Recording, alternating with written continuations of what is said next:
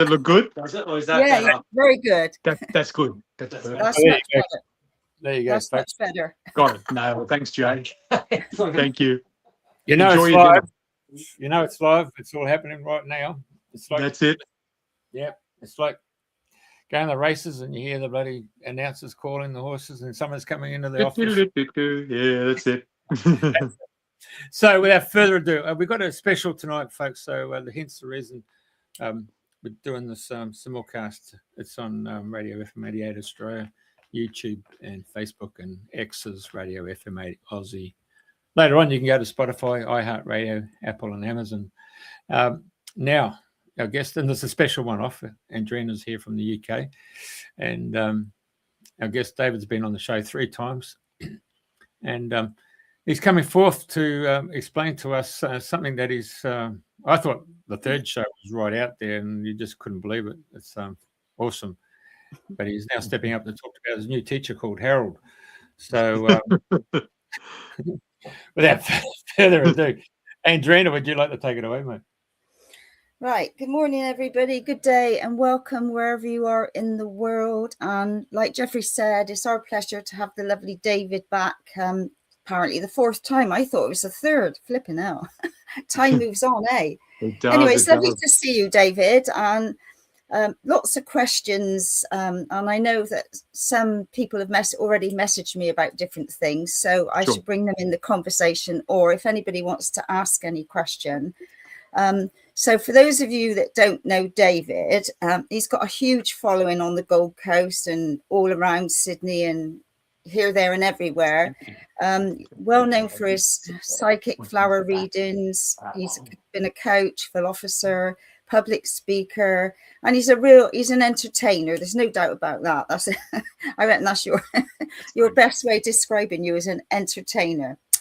So without further ado, you've had a new lesson, if you like, to look into and follow, a new master teacher, which is apparently Harold.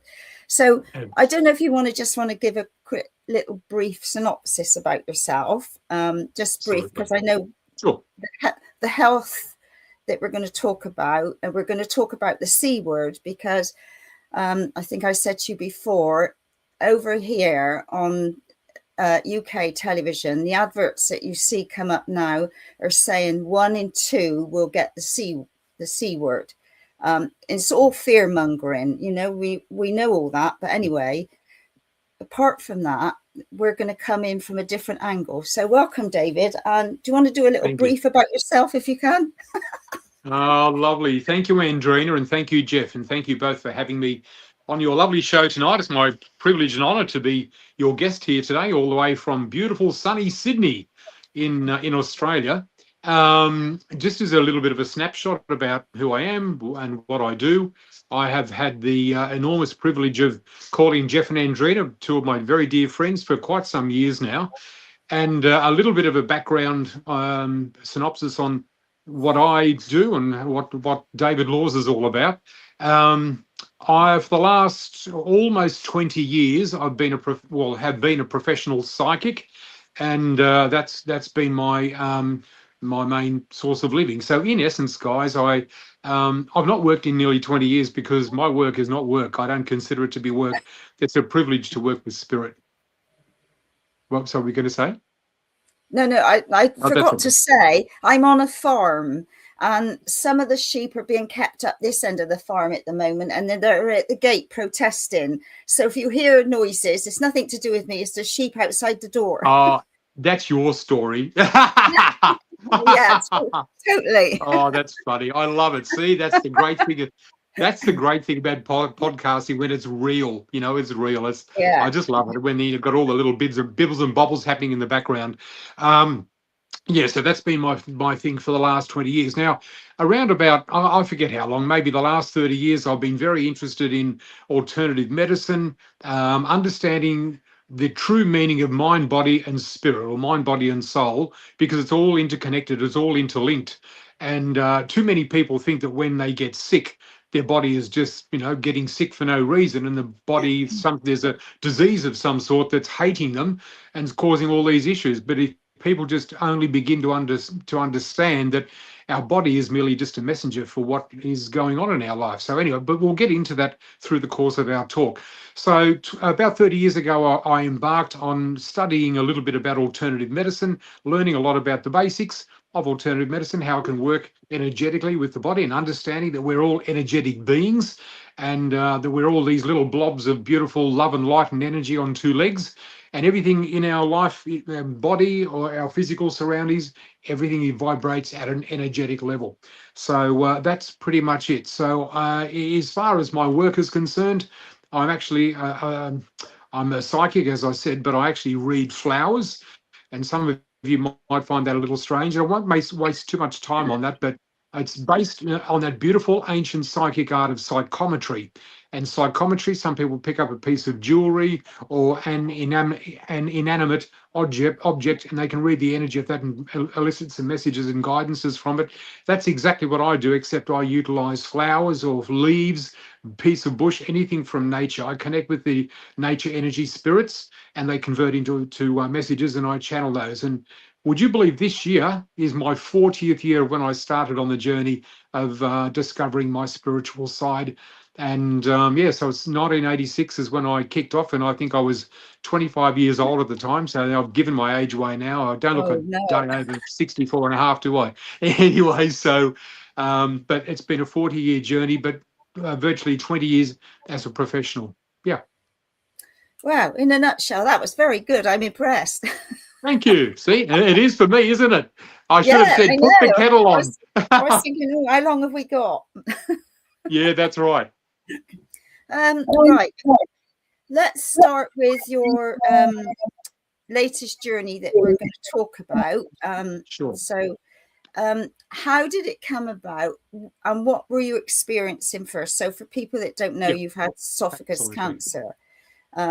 So, did you start getting like funny symptoms in your tummy, or no.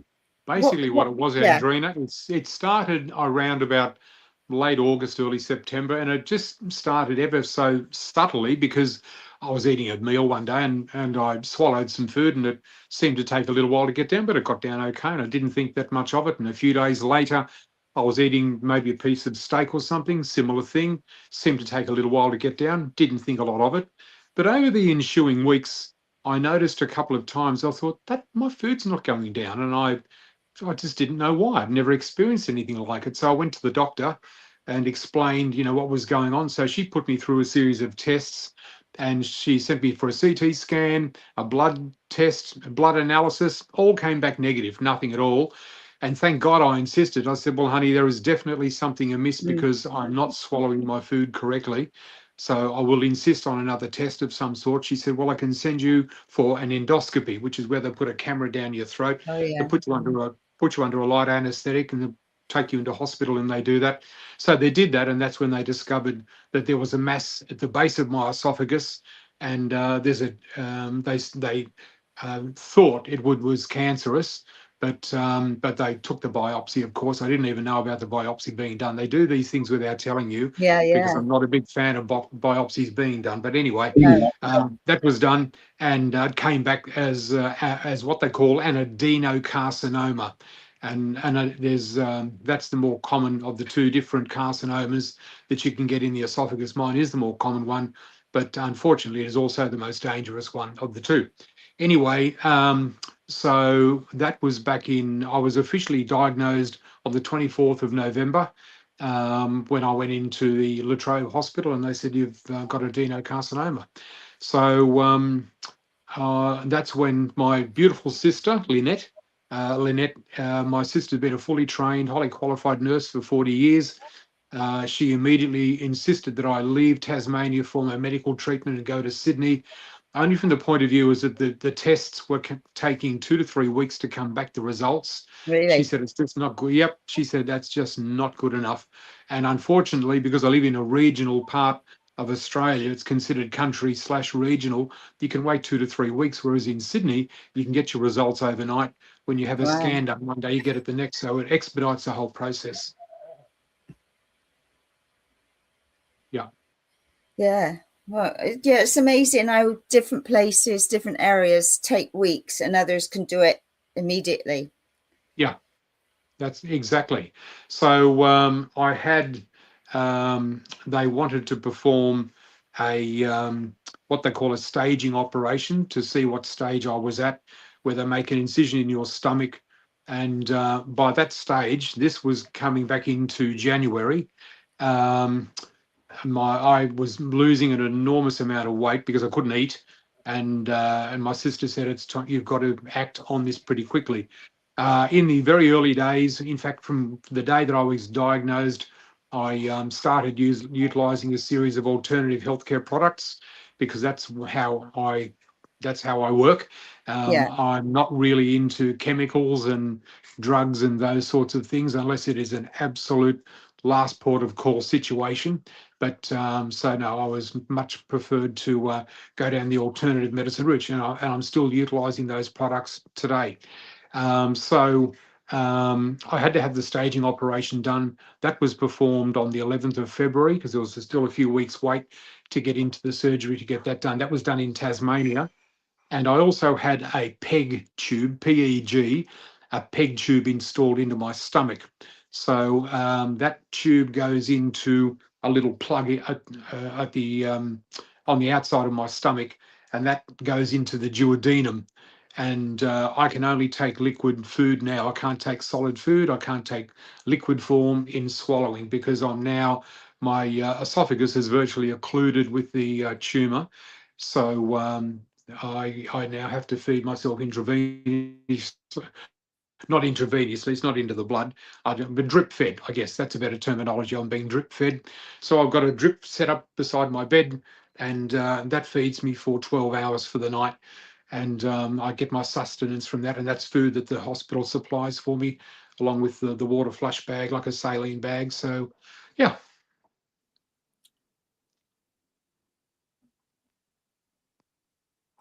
Oh, Still she got gone. me? Yeah, no, she's obviously the sheep's got her. The sheep's coming. Anyway, hey, that's I just come back to this. Hello. Yeah, I'm here, mate. You there? Hello. I can hear you, Dave. You all right? You got me? Can't Yeah, hear I got you. you. Yeah, I can hear you, mate. Yeah. Can you see me? Can you hear me, guys? Yeah. Andrena's just gone off, so No, you can't hear can't me. hear you. I can hear you. Yeah, I think it's dropped I out. can hear you. I can see them, but I can't hear them. Hello. I can hear you. Oh, so what happened there? I don't know. This is bizarre. I haven't touched anything. No, I think it's my end because I've been doing lots of Zooms. I've been working with the 9D breath work, and so we're on Zoom. My Wi-Fi and data has been perfect. It's never gone off. So I've just checked my phone, and my mobile hotspot has gone off. Now it's gone off on its own. So anyway, here I am again. Good. That's good. Oh, good technology. So sorry, David. I don't know what was the last bit. No. Now that completely threw me. I thought. No, I'm mindful of waffling on, so I like to stop and break and give you a chance to speak or ask. Well, you did. You give me a chance to come on and off again.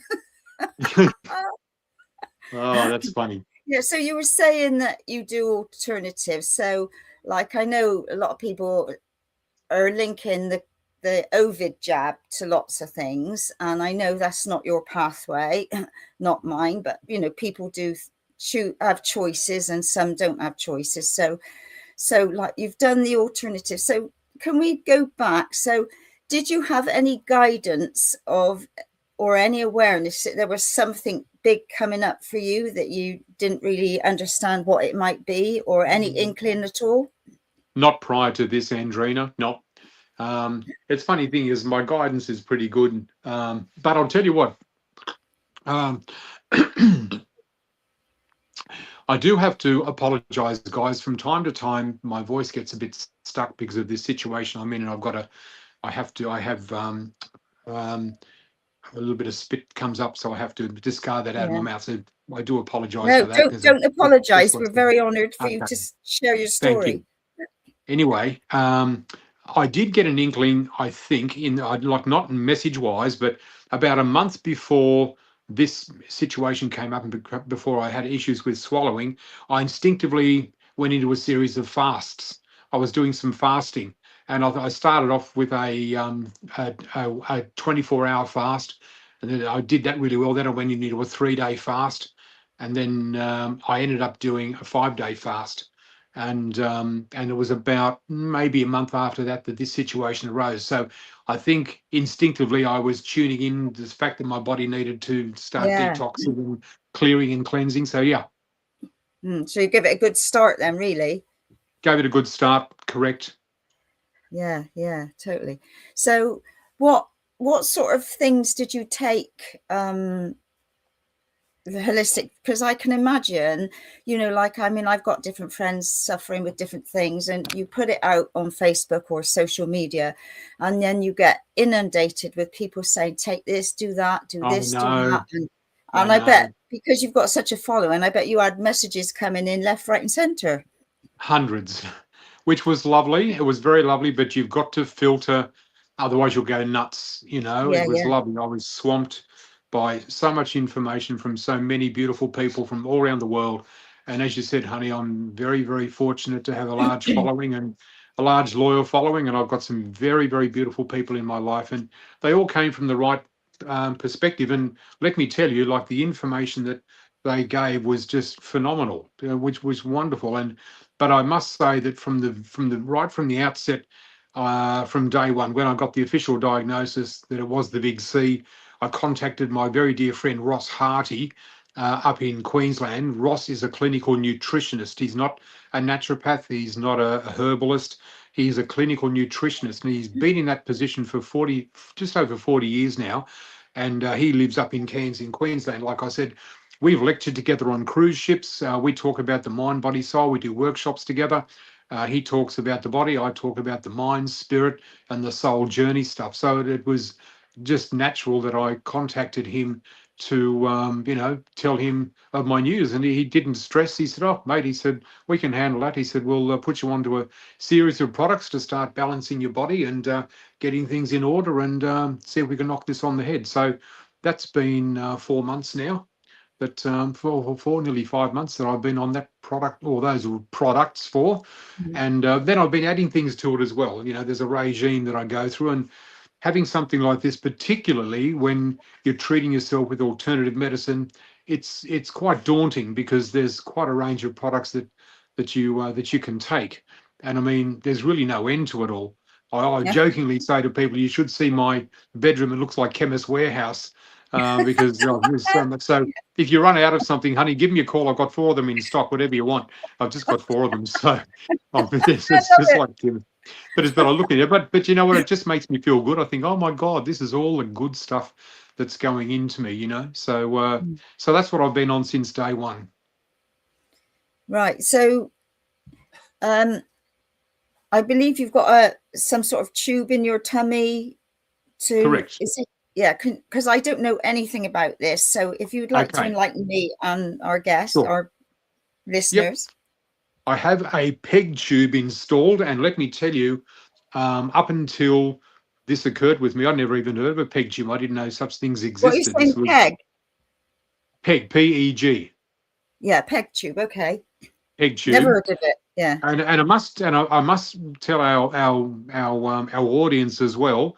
I'm 65 years of age, and up until this, I have never had a sick day in my life. I've been so fortunate. I've had a very, very, very healthy life. I've never had a doctor. I've never needed to go to a hospital, never needed to go to a doctor or get treatment of any kind. So I've been very, very blessed. So this has come up as a bit of a surprise, but it's interesting how life throws you these, little curveballs and these interesting scenarios that pop up. And as I've been teaching people for many years, down the spiritual path and way, it's not what happens to you that matters the most. It's how you come through this, how you look at the issue, how you deal with what's been given to you, because that has a huge bearing, I believe, on your outcome. And when it comes to health and healing, I believe the first port of call that healing starts is in the mind.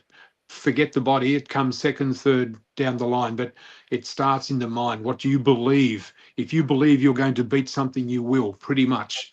And if you believe that it's going to be a struggle, it'll be a struggle. If you believe you're going to lose the battle, or it's going to be a battle, it'll be a battle. One thing I'll say in this journey that I have encountered now, I do not use the words fight or battle. I'm not fighting the big C. I'm not battling the big C. You know, and like you jokingly referred to at the beginning, Andrena, I don't even use the word cancer. I've just christened it Harold. So I just say Harold is like a boarder who's moved into my house, and he's not really wanted. He's not welcomed. I don't really like him being here, but I've been told that I have to take him in as a boarder for a period of time and learn what I can from him. So there's two ways I can look at Harold being around me. I can fight with him, argue with him, debate him, feel terrible about him, hate him, tell him to POQ and use all the expletives under the sun to get rid of him, and then worry myself sick about him. And you hear that terminology, worry yourself sick. Isn't it funny how we use terms like, God, I'm worried sick about this? Well, you've just put out an affirmation, you're worried sick. So I'm not worried about this. It's just that, this is an opportunity for me to get my mindset into a different place now. And maybe, just maybe, this situation has arisen in my life, as most situations do. There's another opportunity here. I often say to people, I've got to change the sail of my ship to catch a new wind. My life's got to take a little bit of a new direction now, but the other direction wasn't working as well for me. And there's something on this new path and direction that's going to be very, very worthwhile for me, and hopefully for other people as well. But I'm certainly not fighting anything. I'm at peace, totally at peace with my situation. I've been diagnosed as stage 2, but we'll get into the other part of that further down the track. And that's where I'm sitting at the moment. So I'm just firstly balancing my mind and filling my stuff with, filling my body with all the good things. Yeah, because it's interesting. Like, people think it's happening for you, not to you. Correct. And it is a master teacher. You know, whatever we got. I mean, I've got a book here called The Secret Language of Your Body by Inna Siegel. And, you know, when I've got something on or something's happening, like at the weekend, for about a week, I've had an awful neck ache and what have you. So, you know, I've looked up who's a pain in the neck, blah, blah, blah, and all the emotional things that you do, and worked through clearing lots of things. You know, could it be this? Could it be that? Whatever. You know, it's looking at, like you say, your spiritual, your mental, your emotional, it's looking at all different things that are going on. And like, for me, I'm further down the track than you age-wise, but I don't act my age. I act my shoe size, which is size 5. Good. Which is more important. I love that. It is. You know, Exactly. It's all about turning things around. Like, you know, I said, well, I've deleted the aging process. I'm not playing that game. I'm going the other way. So, you know, it's the power of your mind, the power of your thoughts. And like, you know, I do watch television now and again. There's different things I like to watch. And, you know, like I say, the C word, it's just putting the fear of God into everybody. Because like it used to be, they used to say 1 in 4. Now they say 1 in 2. Yeah. And I think, flipping hell. I mean, how long is it before they say, well, everyone will have blah, blah, blah. So, you know, that word for me is one of the biggest fear words for people. You know, they're on the television. There's another program like I switched on, and one of the ladies had breast cancer, had some treatments and all that. But instead of looking, what alternative can you do? You don't need to go down that road. There's nobody doing the alternative. Okay, well, what's going on your life? What do you think's caused this? What is your diet like? You know, you've got to look at. So, do you know, Andrena, you have hit the nail on the head in so many ways. I'll let our audience know that, interestingly, and this is not having a slight you know, against the medical profession. But of all the doctors, oncologists, professors, radiologists that I've been dealing with since November, do you know that I've been in 4 different hospitals? Not one person has asked me a single question about me. Nothing. No. No one has asked me about what's my diet like. No one's asked me what my lifestyle's like. No one's asked me anything. I walk into an office. Oh, hello, David. Now sit there. Take a seat. Let me just call up your results. Click, click, click, click on the laptop, and then all my results come up. And then all they talk about is treatment plans, and that's it. You're Now, a wonderful customer. oh, absolutely. Now, again, it's true, but I'm not having a slight at those people either, because they're not trained in that. But I No, will tell you something exactly. interesting. I did ask one of them, I knew the answer, but I didn't. I thought I just want to test the water. And I asked one of the doctors that I was speaking to, one of the cancer therapists. I said, what are your thoughts on alkalining the body, just out of interest, the importance of alkalining the body once you've been diagnosed with cancer? He looked at me like I had 2 heads and come from Tasmania. Oh, Anyway, he just looked at me and he said, do you know what? He said, you'd be better off to talk to the nutritionist about that. I couldn't believe it. I wow. just couldn't believe it. Couldn't believe it. And that's such He a had no simple interest. test. Just a simple little thing. I mean, I take a supplement. I take a very powerful supplement, one of the many that I take, but I do take an alkalining agent. It's a human grade bicarb soda. Yeah, I take that. I have a Yeah, little drop it's superior most soda. It's days. fantastic. Yep. Mm. Yep. So I mean, I'm on all that. So, but these people aren't trained in any of this. All they throw at you is radiation, chemo, and immunotherapy in the hospitals. That's all they know. Mm. And I've got a lovely friend called Melissa who's been diagnosed with stage 4, and she's got it in her spine, in her brain, and she'd lost the sight of her eye, so she's been wearing an eye patch, and she has really bad days and good days. But anyway, we went to see her in Poole Hospital. Well, I mean, I didn't think she was going to come out of there. I mean, the service was like 2-star, and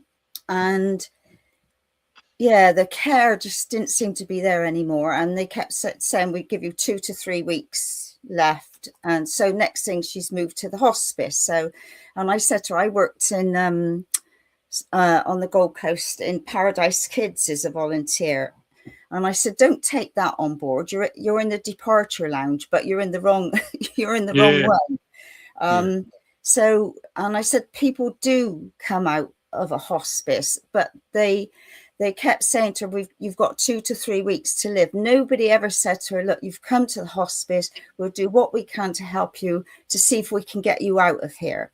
Anyway, I think there were so many of us in our little network that were healers and what have you, would go in to see her. And I think the just light was too bright in there. You know, a couple of friends went in singing with a guitar, and we've taken her in all sorts of natural products. So it was an education for the staff in the hospice, that was for sure. And anyway, they've sent her home. Wow. And so they've given her a bed and what have you. So at the moment, she can't use her Zimmer frame. She's got to go out in a wheelchair, but she's still going. And the thing is, when she was in the hospice, they kept saying to her, well, you've only got 2 to 3 weeks to live. And they wanted to give her end-of-life drugs all the time. So she had to sign paperwork to say she was not taking any end-of-life stuff. There wasn't any save your life stuff, you know, real education. And that's just one place. It's an eye-opener. It's definitely an eye-opener. And I have one other friend who's sadly passed on, and she was in one of the cancer charity people that got places all around, and she was in a white room. There was no pictures in there. There was no color. It was horrendous. And she was at the end. And I was thinking, that's terrible. We wanted to have serenity centers where, when we were doing our death work, where people could come into a holistic environment. Excuse me. You would have lovely smells of natural oils going through. You'd have lovely music or bird song, and you know, having something like that in the background when people are at the end. You know. But anyway. Absolutely, I can't agree more. I think that's fantastic. but I don't know. There's not a lot around like that. I don't believe. Not at the moment. There's not, but it's about Not bloody time. Something well. changed. It's about time something changed, and particularly in the Western culture, because the Western culture fears death because they know nothing about it, and it's been drummed into us from birth that cancer is, as soon as you hear the word cancer, you immediately think of the word death. Death. There's That's so right. much fear mongering around the whole of dying. Dying is a beautiful experience, and dying is a beautiful entree into the next life that we go on to. But Oh yeah, we can't don't wait. we don't prepare people for this. My late father, dad, he died during COVID, and we brought him home to die, and he had the most magnificent passing over, unbelievably beautiful. It was Mm, wonderful. And I mean, we're getting onto another topic here, but even just, I mean, we could really talk about preparing people coming home to die, because most people are exactly. terrified Yeah. of Yeah. bringing home a loved one. Oh my God, I couldn't bear my loved one dying at home, and yet, you could be robbing them of the most wonderful, Yeah. enlightening, uplifting experience that my dad experienced.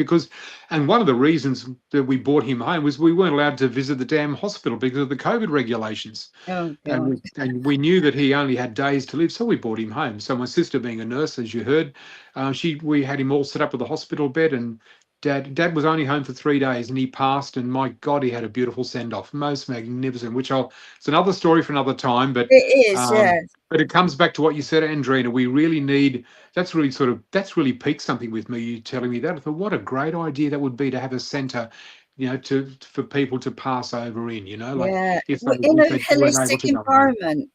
in a Oh holistic environment, as you my said, God. honey, with all the beautiful aromatherapy oils, all the natural scents, the flowers, and all everything to do with nature, and just making it so peaceful. Well, it's been out there. My sister and I put it out there a long time ago. Well, in the year 2000, we wanted serenity centers for people before, during, and after death, with like herb gardens you could sit out in, and flowers, and Yeah, all in alignment with nature. So that's it's it. it's out there somewhere. But Yeah, anyway, that's it. got to hand it over. Can't do it all. That's it. That's exactly Okay, right. can I step in now? Yes, please. Hey, I remember years and years ago stepping out of the body and going into the other side, and I was watching when people come into the departure lounge, so to speak, well, the Yep. arrival lounge. Um, Yeah. they were met by a triage nurse, doctor, whatever you want to call it. This is on the other side I'm talking about, spirit world.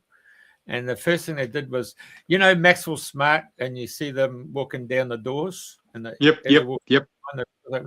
yeah. So you go through the first door and you go into that room, and it's a really beautiful, like a pastel pink, and then you can actually sense the vibration, the frequency coming off that color, but also the sounds that were tuned to that particular frequency. And then as you went through, like Maxwell Smart, and then the next door opened up, and it went into an even softer color again. So the shades of color were changing along with the actual music. And then finally you came, must have been about 5 or 6 doors, and then finally you come to a place of peace. Or then you had this sort of, okay, I've gone through that whole process. Now I'm starting to understand who I am and what I've just done as a journey, So there's something to be said for what you just said there, Andrena, as a serenity, but I was just giving you that heads up. What I said some time ago. That's wonderful. Now, let's come back when I made that phone call and you talked about Harold. And I immediately thought of Harold, Steptoe and Son, and Yeah, as we do. You have to go back and there's all black and white. That's a long time ago. A lot of our listeners may not have even heard of them, but I just remember them. Yeah. So and there's the big son, and then you had the little Alf Bromley, wasn't you? Alfred Bromley. Anyway, they're in a what was that? Rag and bone trade, wasn't it? Yeah. Rag and bone man. Yeah. Harold. And it just brought so much laughter when you talked about Harold, and the way you pronounced the fact that it was a new teacher. And a lot of people, who go onto this inner journey, and then they meet their guardians and the angels, and and they meet the Christ figure or the Buddha figure or Krishna as a point of reference. I mean, for me, it was my grandparents from my mother's side. Oh, okay, here you go. Well, that's not all right. Boom, boom. And so there's a point of a reference of, hey, they're here on the physical, but now they're on the other side. And so then they introduce you to the people on the other side. So hence the reason of when we're going with that subject. You're talking about Harold. Oh, yeah, I got my grandfather coming around now. So, yes.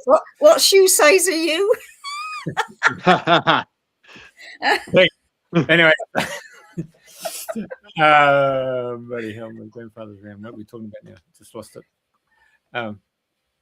Harold. Oh, yeah. So the whole thing about changing the whole sequence of having a teacher. So you're having your guardian angel. Next second, you go into a classroom, and then you've got these teachers in front of you. And the way you describe that, you've got this new teacher who's come into your life, and it comes in. He's always been there unseen, but all of a sudden he's now seen in the sense, oh, you've got to start looking at your own physical body, the emotional body, the mental body, what you intake through your thoughts, through your words, through what you drink, from what you eat. And it comes to your relationships with people and around you. All that has to be taken consider of. So it's a really interesting lesson that Harold, as a teacher, steps up and stands there before the head of the class to actually express, okay, now it's time for you to put your whole body, your humanness, into a service center to get serviced, where the oil and grease change. And that's right. Stick me up on the hoist. Yeah. Put the dipstick in.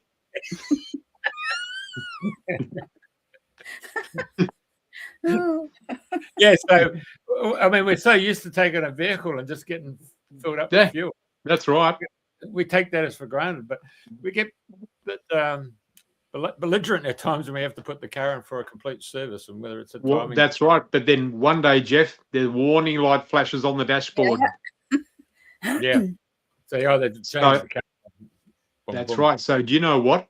Here's the thing. On that note, that's a really good thing that you spoke. Sorry, I don't mean to interject, but I just need to say, I want people to think about this. When the light flashes on the dashboard, would you take it to a service center and get it checked out of concern, or would you just cut the wire because it's just bothering you, so the light doesn't flash anymore and you keep driving the car? Totally. And so yeah, that's what some people do. Yeah. And it's like, you give your car, you give it water, you give it oil, and all of these things. But how many people give oil, like when we do yoga or things like that, and sure, you might creak, and then we're doing exercise and you're crick, and say, get out the WD-40. But, it's these little things. You need to make sure you're drinking plenty of good quality water. Good quality water. I mean, the water over here, it's not called drinking water, it's called tap water. Well, tap water is not drinking water. But anyway, that's another story. And what was tap water? And then sort of having recharging your body, when you fire the car up, you being in that space of peace and quiet, ready to go on to the next journey. And meditation is a powerful tool. People don't take the time to sit and be still and just work on your breathing. You don't have to do complicated for an hour here and all of this. So, even if you just did 5 or 10 minutes in the morning, quiet time. That's it. Good old Katie. I checked my dipstick tonight in the car, of course. Good on you, Katie. It's looking at the little messengers and the little, and for you with Harold coming into your life as well, because you're such a public figure, people are following your journey. People are putting you on healing and prayer lists and all, as you do. But also, the way you're doing it alternative compared to conventional, people are following that and listening. So other people will take on board some of the things. So, you don't have to have a C word. You could have something else. And you think, all right, well, what could I do? It's like high blood pressure. People got pills. But what is bubbling underneath that you haven't dealt with? It's, That's it's all right. these little things, but you That's can't it. look at that bit here and that. You've got to bring each little piece of the puzzle together to see what's going on and how you can heal yourself and help others to do the same. Correct.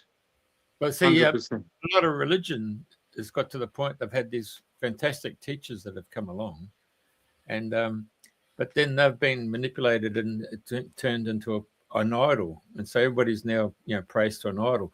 They're not actually looking at the actual individual who is That's right. ideal and the ideal way of doing things. If you can do these things, I can do it. So can you. Yeah. So you've got to look at the overall ideal, not the actual idol. So that's you're right. You're talking bringing everything back to the bare bones of saying, okay, we're going to build a whole new structure here, and we're going to relay the whole body into a whole new format. Yeah, visualization has been very important. I mean, visualization is so important, and Andrena, you touched on something that is so crucially important. Every word that leaves your mouth is creating your reality. So we can weave a life of misery or magic, starting with the words that leave our tongue. So if you constantly speak about being sick and that you're battling this disease, whatever it may be, you're affirming it to the universe, and you're affirming it to the cells in your body. And that's not conducive in any way, shape, or form. Even, I mean, I've been in and out of hospital half a dozen times or more now. Not one photo. I've said to my family and friends, no photos of me in hospital on the internet, like on social media. Nope, because I don't want that image out in the universe. People seeing me in a hospital bed, thinking of me being sick in hospital.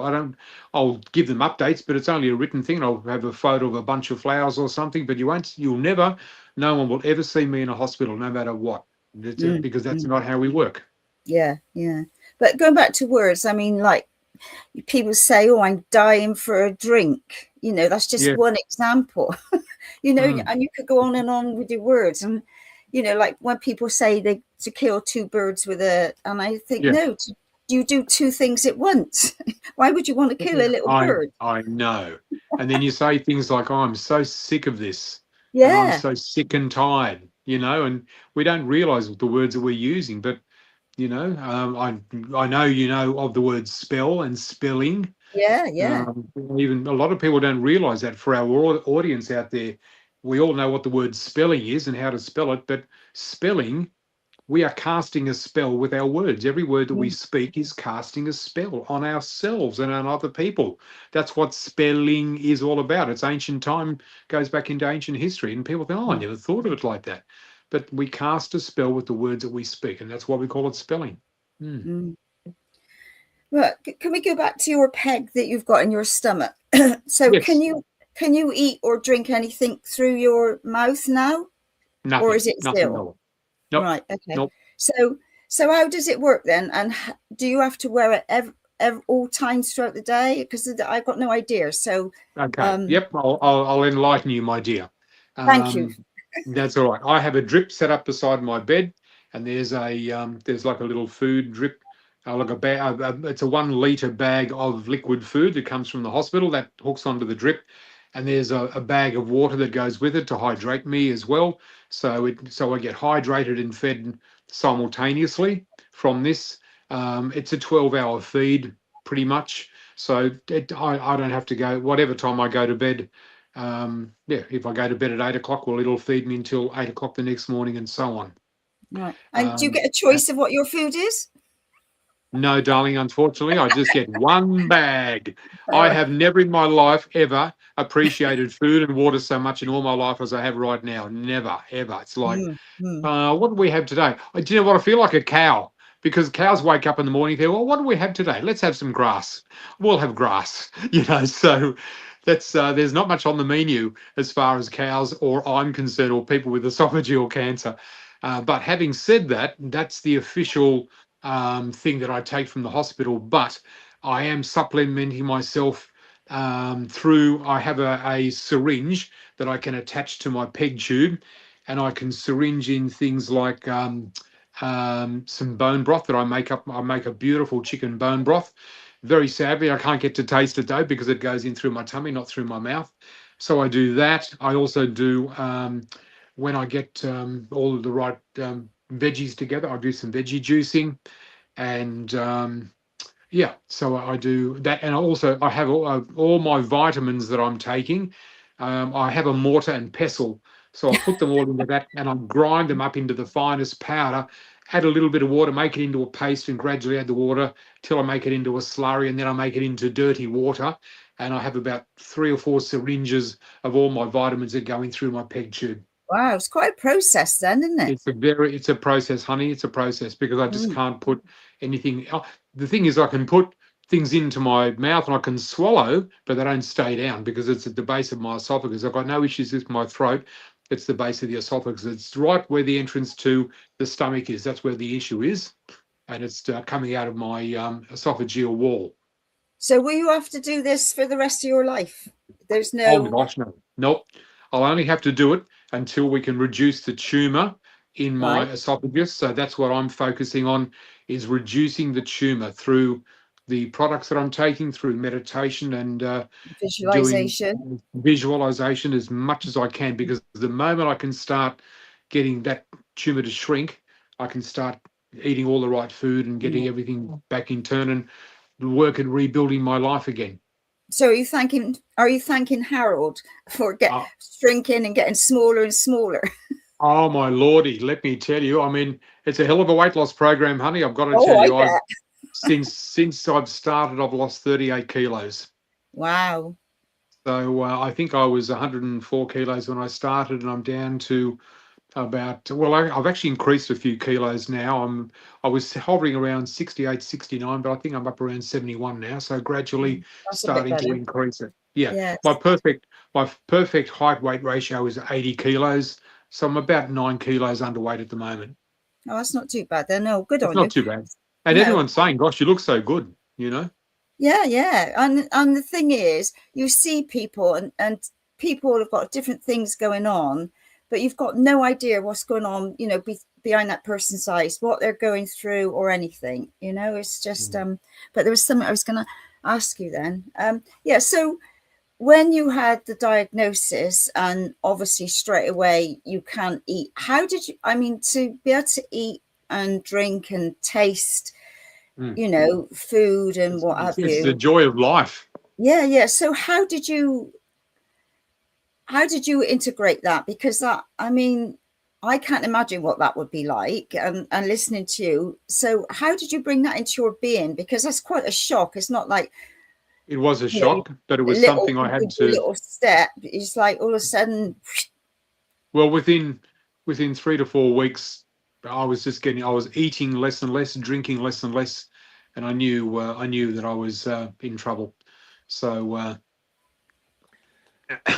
and again, excuse me, conferring with my sister, she said, "No, it's time for you to take action.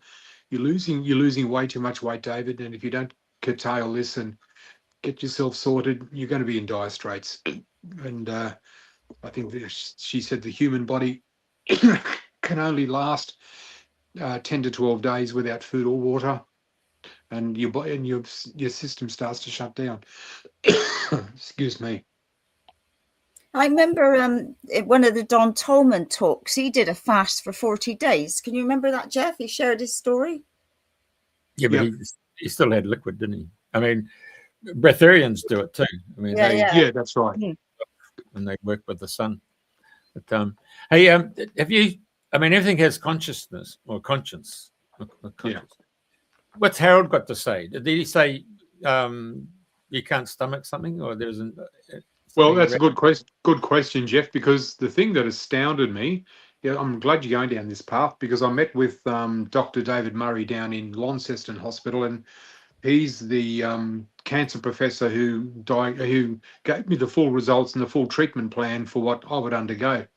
And he said, this might come as a bit of a shock to you, David, but he said, I would estimate that your adenocarcinoma started growing about 12 to 13 years ago. Really? I couldn't believe it. I went, what? He said, yep.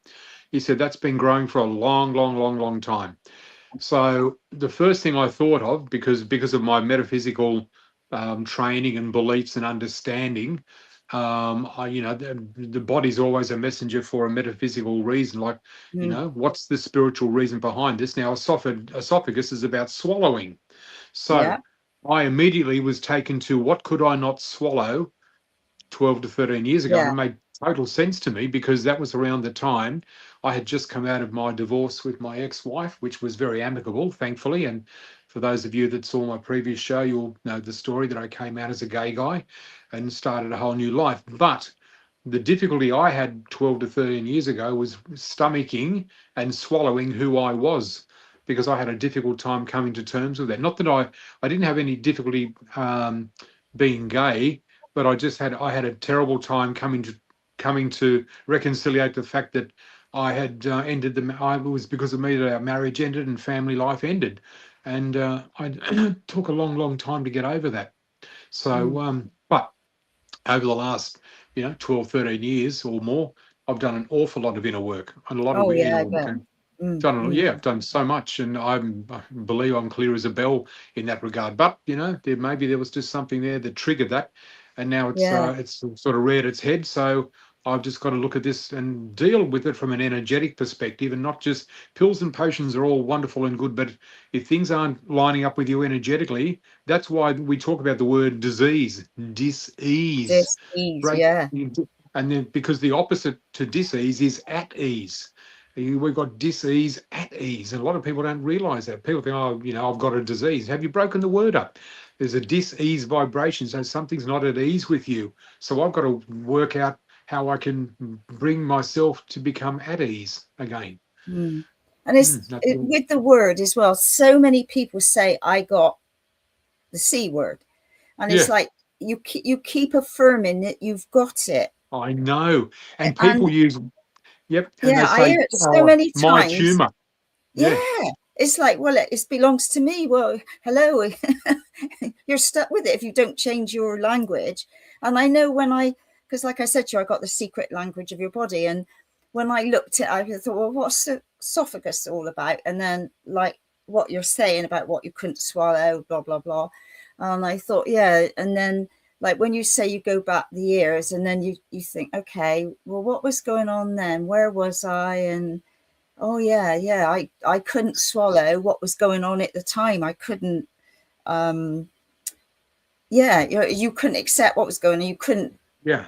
And then somewhere you've got it and it's stuck there. And then obviously it takes its time to come out. That's right. When that time's right, I mean, that book is my Bible. I use it all the time. And people say, what does it say in your book? Blah, blah, blah. Food for thought. Food for thought. You don't have to, it's just giving you another thing to look at to sort of investigate, really. Yeah, exactly. People ask for the car parking fairies, ask for a car park, and it can manifest pretty quick. So, I mean, if that can happen, then asking Harold, hey, mate, hey, brother, hey, that's it. How do I love you? Point, you can move on and you can teach somewhere else. I've certainly been doing lots of that, and I speak to Jesus, and I sent him a friendship request on Ghostbook. I love it. And he replied. So he sits beside me now. So we're friends. You got friends in high places, eh? I have, yep. See, they've got Ghostbook up there. We've got Facebook. They've got Ghostbook.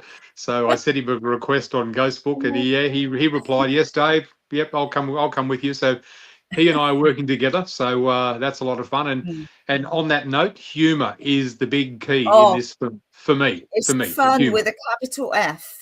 It's all about the humor, because the humor, what it does to your vibration, energy. Listen, we all know what it's like when you're in fits of laughter. You cannot feel better when you are in losing it and your stomach's aching from laughter. It's the best feeling in the world. And that moment, along with love, the vibration of love, is the highest vibration a body can experience on planet Earth.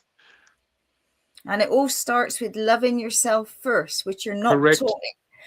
Schools don't teach you about meditation, about your breath, about who you are, being kind to yourself and others. And all of these things, the whole system just needs to like sweep the old out and bring in all the new. That's right.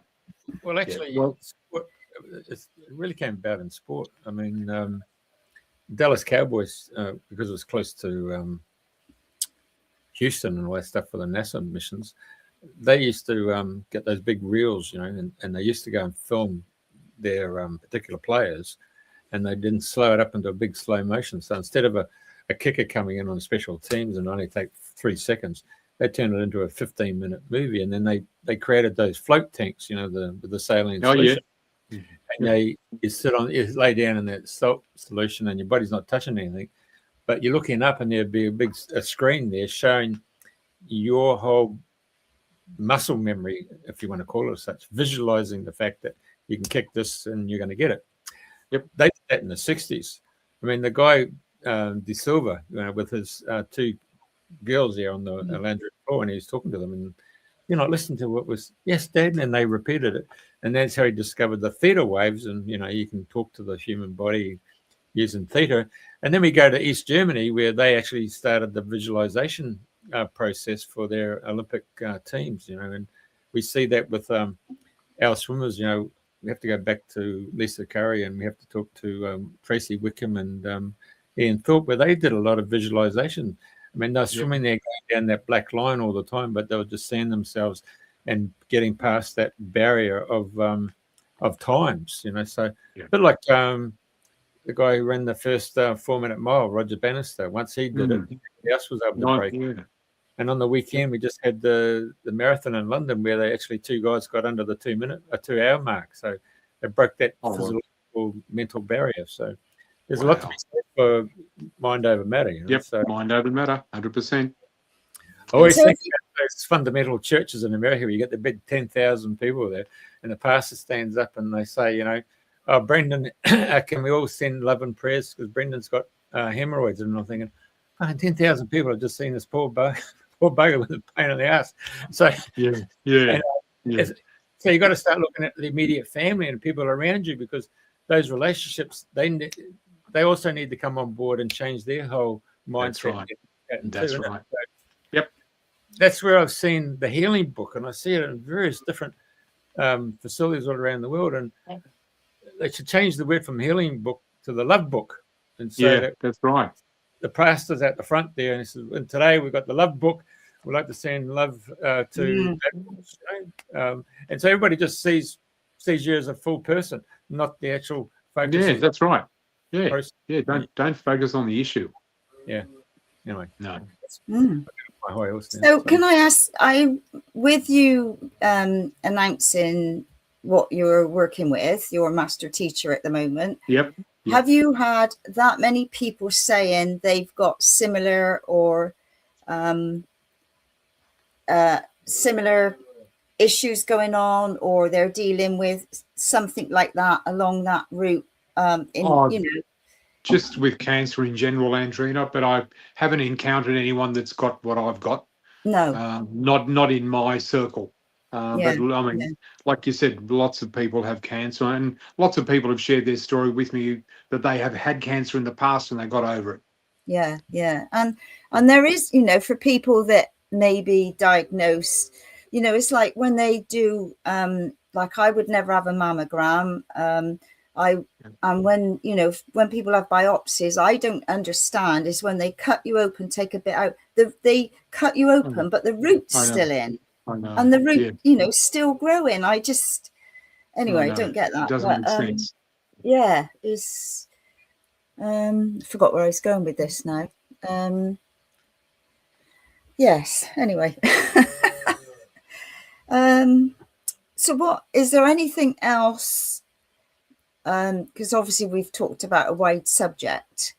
And obviously people are going to be asking what you do or where you go. I mean, there's a whole nother story, isn't it, of what you can do, where you start, and what you work through and what you're looking at, and not doing the conventional route or getting you off, like some of the side effects of the drugs are worse than what the patient's dealing with. That's what I don't understand. 100%. See, I can't come to terms with the fact that we've got to pour toxic poison into our body to get ourselves better.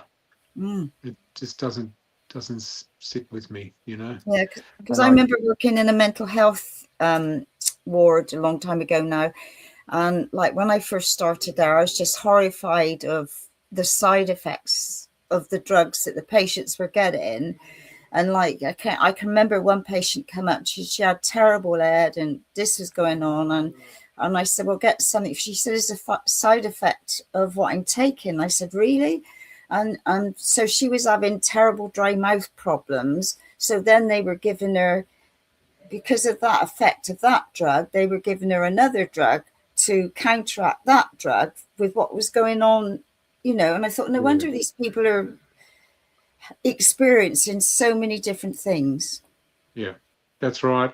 That's exactly right. And it's very confusing for a lot of people too, Andrena, because the number one thing that people always encounter in a situation like mine, when you're diagnosed with Harold, they panic. They panic. Yeah, people fear panic. comes in straight away. Straight away. Don't panic, Mr. Mannering. What's that? Sorry? Don't panic, Mr. Mannering. Yeah, Mr. Mannering. My God, that's an old show. Jeez, that's really going back. Dad's Army. Yeah. Dad's Army. Don't panic. I certainly didn't panic when the day that the doctors said, David, I'm really sorry, but it is cancer that you've got. I said, okay. I said, well, where do we go from here? How do we deal with this? You know, I can understand why some people fall to pieces. Don't get me wrong, guys. I'm not trying to be a hero here. It's got nothing to do with me being a hero. You know what's got to do with? This is the value of educating yourself. The most, I don't mean to point the finger here, but this is the most crucial thing in life.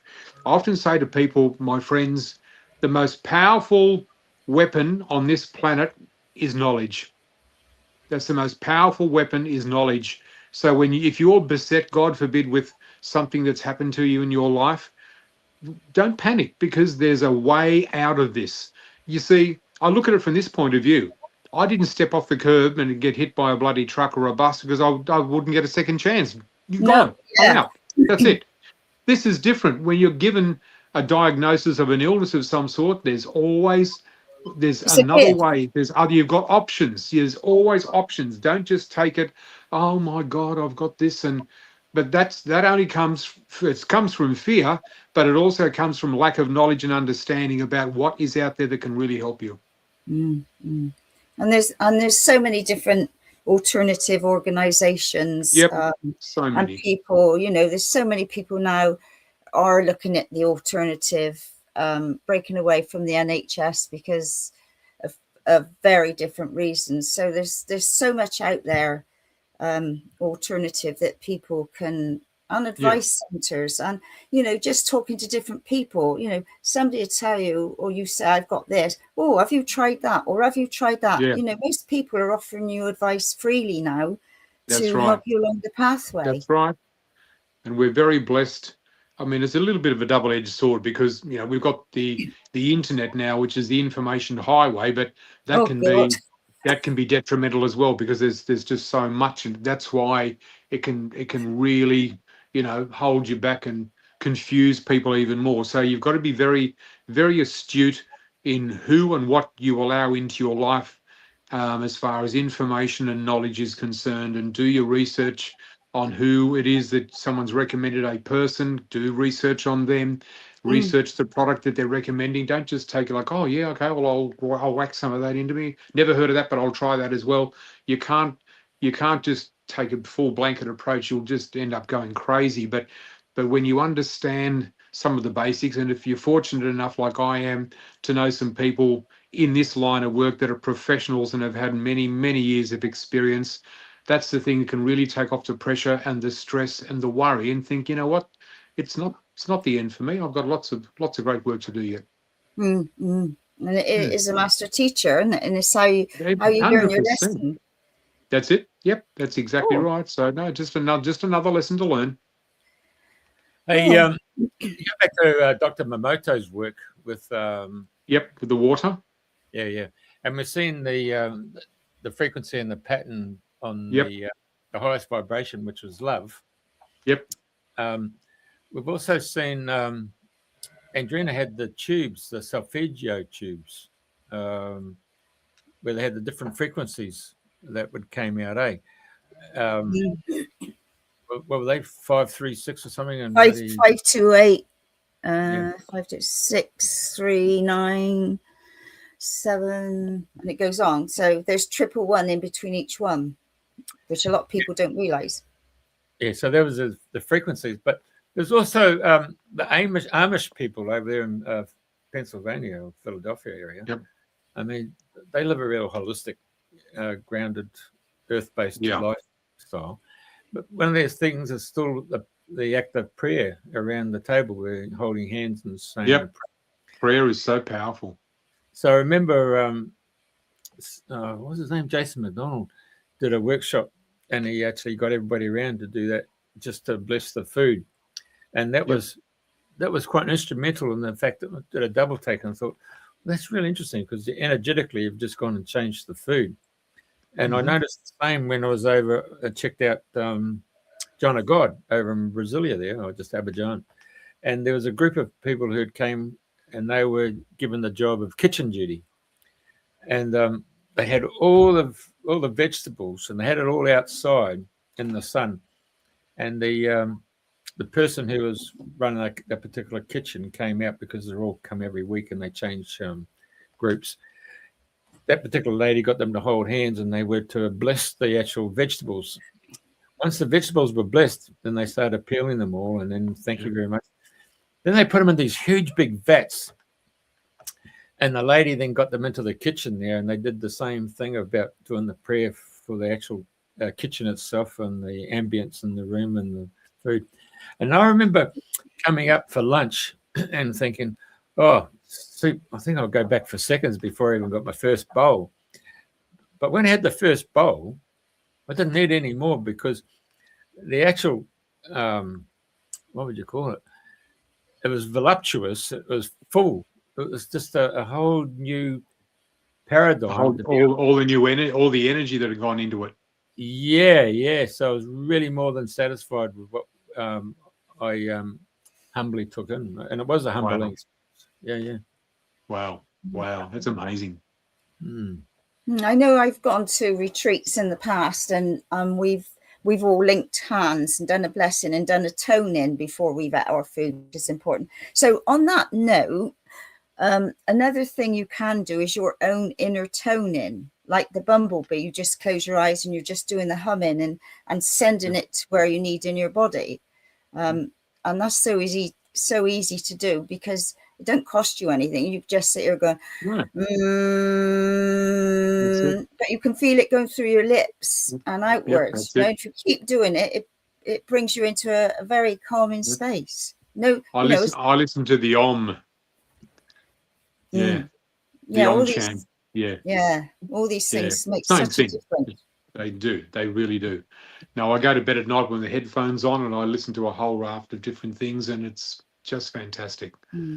So I do a lot of subliminal reprogramming work as well with Dr. Joe Dispenza and the likes of that. So a lot of the times I'll find something to listen to and I'll just go to sleep and they can last for 4 or 5 hours and have it turned down right low and it's going into my subconscious. Powerful. And another thing is like doing your gratitude, like I've done. I don't know how long. Before I go to sleep, I go through the day. Thank you for the sunshine. Thank you for my food. Thank you for my home, and all of these things that are around me. And then when I get in bed, and I go, or when I wake up, thank you for a day. And it's like doing a positive thought before you go to sleep. Right. Because obviously like you said, if you're watching something nasty on the television and all of that, then that's going in. It's not the right energy to be going in when you're going to sleep. No, not at all. Gosh, no. A lot of people, if they just knew that what the last thing you listen to or you watch before you go to bed, that's what plays into your subconscious. So you've got to be very mindful of how we're programming ourselves because just like a computer, we can change the program if we know how to do it. Yeah, delete. Get a different result. Delete. That's right. Delete. Delete Harold. Yeah. Thank you, Harold. Thank you, Harold. You are deleted. Press delete. That's right. Actually, I know this is right out of the field there, but if Harold's a teacher, he's probably in the school of thought. So there must be a headmaster. So you always go to the headmaster and say, "Do you think that you could get Harold moved on to another school?" Yes, yeah. Well, that must be Jesus. Well, I think we've covered a lot of things. I was going to say, Jeff, maybe if you put up previous podcasts of David, so if anybody wanted to follow, the shows up into this one, put it in the link somewhere on your website or what have you. But yeah, it's been an absolute pleasure talking with you and seeing you again, and your sharing. And thank you, sweetheart. So much wisdom has been shared in the conversations that have gone out on the airwaves. But I saw a few messages come up. So is there anything that we need to go back on before we finish? Right, Katie. Oh, yeah. Right, we'll read Katie's out again. The message is more important than the messenger most times. Yeah, I'll say. Carol says, and school children who disagree with teachers get IEX spelled and out of the spell of the school. I think that's a blessing for some. Yeah, absolutely. No, we won't go there. David says, we cast a spell with the words that we speak. Yep. Carol says, and also we always said the word funeral starts with the word fun, and the entire word is an anagram of real fun, and ours always were. That's true. We always brought colour and light and all sorts to our funerals. But anyway, and Denise says, thank you, David, for sharing your story, and thanks, Andrena and Jeff. A wonderful, positive listening. Love to all. Thank you, Dee. Thank you, Dee. Katie says, practice love hugs, heart on heart. Definitely. Yep. And Carol says, the 1939 Cancer Act forbids anyone from claiming there is a cure for cancer, that which survivors are in remission. I got my backup team outside. I was just going to say, that's not your stomach, I hope. No. And Katie says, Andrena, you just had 5 orbs cross your screen. I'll have to go back and find that then. Lynn's okay. Lynn McTaggart does circle work with intention and prayer. People were cured after 15 minutes of the circle repeating the intention. Yeah.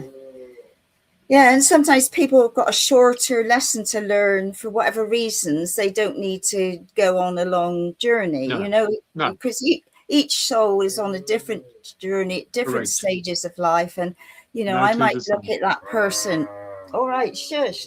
You might have to, look at that person. I think, that's funny. Well, why are they putting themselves through that? But I don't know what that soul's journey is. So, I've learned. That's exactly right. That's exactly right. And Dee says, each one of us, I am love, I am the light, I am the truth, I am. So there we go. Yep. Beautiful. And that was from Blossom. Yeah, Blossom Goodchild said that one. Right. Is there anything else you would like to share? No, that's pretty much it in a nutshell, I think, for now. Maybe maybe we could revisit this at the other end. Yeah, that would be lovely. Well, we wish you all the luck in the world with that. And thank you, darling. Thank you. And my chorus. Yeah, they're in harmony with what you're saying. So that's funny. Thank you. It's been an absolute delight. Aren't they calling out for mum? Ma? Yeah, they don't say ba, they say ma. Ma. Yeah, ma. Yeah, that's another story. What part of England are you in, sweetheart? I'm down south. I'm near Bournemouth by Poole. Oh, Bournemouth. Okay. Yeah. So Poole, I'm closer to Poole, which is much nicer than Bournemouth, I think, anyway, before I start anybody up. Nice. Well, when I heard the cows in the background, I thought, you're certainly not in London. No, sheep, actually. Right. Oh, there you are. Yeah. Anyway, right, well, it's been an absolute delight. So thank you so much for sharing your knowledge, and wish you all the luck in the world. And Thank you, Jeffrey. darling. Thank you. And Thanks, thank you Jeff to Rowe. everybody who's listened today. All right, very good. I got the butterfly in there today. I thought it was. They look like your antennas. I love it. That looks good. Yeah, like That looks good. Yeah, the butterfly is landed. Yeah, okay. All right. Wonderful. All right, guys. David. Yeah, thanks for Thank you sharing. so much. Thank you both. thank you, David. And Lovely look see forward you. to reconnecting. Sending you a big hug from across the miles, my darling. Thank you very much, and I'll send one back to you. Thank you, sweetheart. All right, and All right, we will talk bye. to some more. Thanks, guys. Bye. Bye-bye. Just click that off.